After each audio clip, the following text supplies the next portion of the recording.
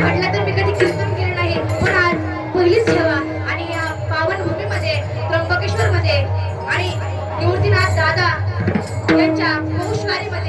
करण्याचा योग आला हे माझे मी परम भाग्य समजते.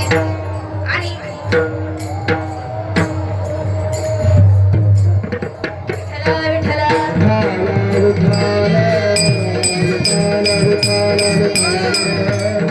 सर्वांचे पुण्याच्या नावाबरोबर म्हणते मगाशी माझ्याकडून एक नाव राहून गेलं होतं ते म्हणजे आमचे वैष्णव दादा.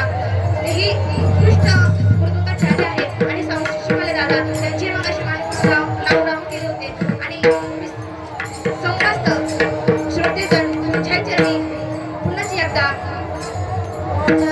सर्वांच्या चरणी नमस्कार होते आणि माझ्या सेवेला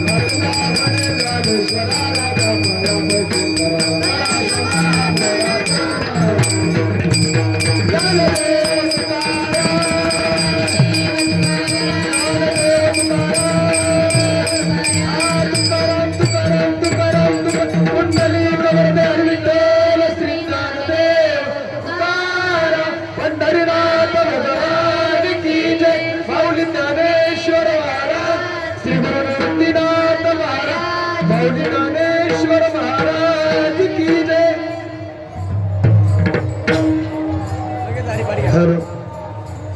आज या ठिकाणी निवृत्तीनाथांच्या दरबारामध्ये हरिभक्तपरायण पल्लवीत लांबोडे धन्य धन्य निवृत्ती राया काय महिमा वर्णावा शिव अवतार धरुणी केले त्रैलोक्य पावन.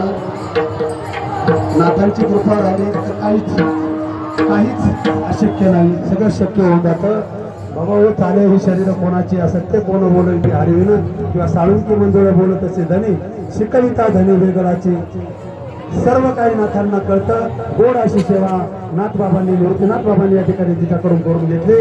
आपण सर्व गावकऱ्यांना पल्लवीचं एकदा जोरदार टाळा वाजवून या ठिकाणी अभिनंदन करूया. अशीच भगवंत निवृत्ती राया तिच्यावर कृपा छाया अशीच राहू अशीच त्यांच्या चरणी प्रार्थना करतो. यानंतर लगेच थोड्या वेळात हरिपाठाला सुरुवात होणार आहे. थोडं कोणाला बाहेर जायचं असेल जाऊन या. लगेच हरिपाठ आपली सुरुवात होणार आहे.